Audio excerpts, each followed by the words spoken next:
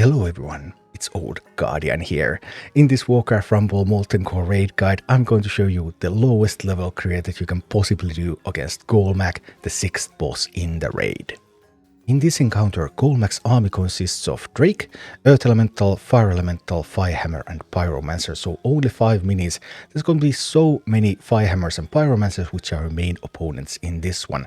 There's also Core Hounds, and then there's some Molten Giants on a timer, but those Molten Giants would never become an issue, because you should be able to kill Golemagg before they ever hit the board. As for Golemagg's mechanics, the main mechanic are Core Hounds that patrol the horizontal lanes, and those Core Hounds will charge at any ground minis, but they do not charge at flyers. So if you don't try to fly just above a Core Hound, your flyers can pass those lanes unopposed, as long as you don't put any ground minis among them so that the Core Hound will come right where your flyers are. Core Hounds can attack flyers, but they do not charge at them. Also, when the phases will change, there's going to be burns around towers and even your own base that are going to burn them slowly to death, so be wary of those. But Golemagg is one that you should be killing in a single push, because Golemagg does not have a mechanic that would wipe your push entirely, so you should be able to just kill him and ignore much of the phase changes. While some people have done Golemagg with deathball strategies, ground-based ones like Drakizat and Tyrion, it's by far easier to just use flyers and use poison stacking. Because poison stacking with Chimaera, just like against Geddon, it also works against Golemagg. So what you need is you need answers to Pyros and you need answers to Firehammers, so that you can get your Chimaeras to Golemagg, and then Chimaeras are just going to do their magic.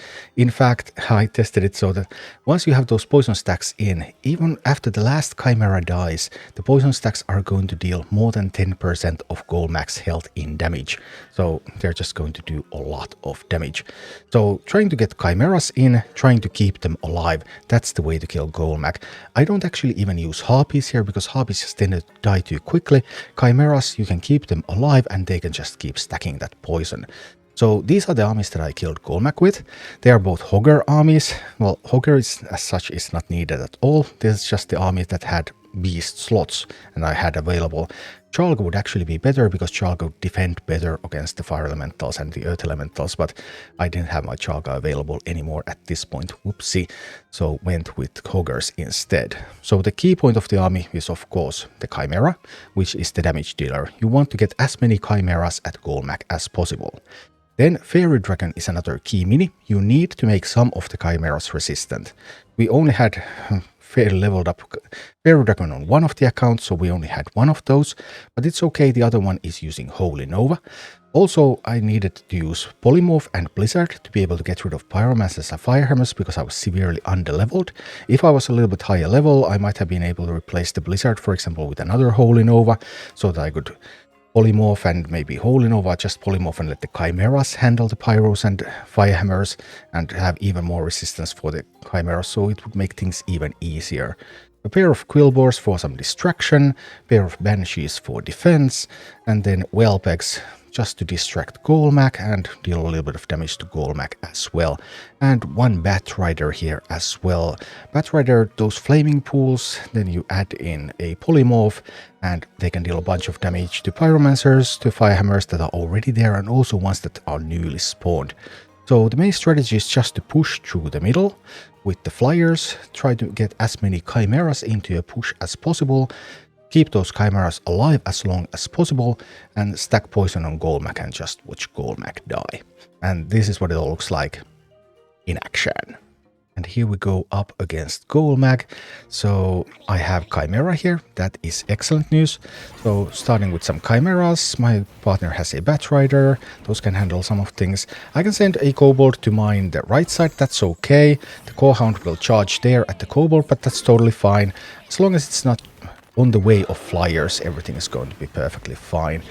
Getting some Whelpegs, getting some Blizzards out there. Just trying to get rid of some Pyromancers. Trying to get rid of some Firehammers. I actually missed the Firehammer there, but I have the Polymorph ready.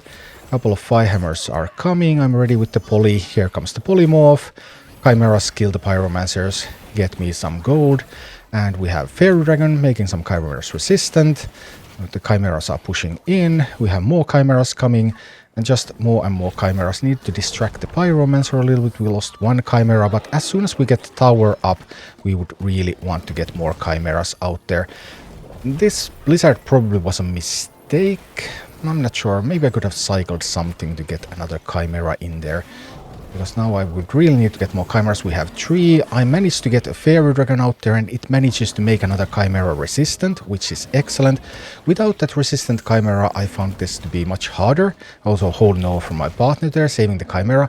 The chimeras, all those poison stacks, even after the chimeras die, they're going to deal more than 10% of Golemagg's health. So we actually had like 10 seconds at least of leeway there. And poison stacking, chimeras, and Golemagg just dies.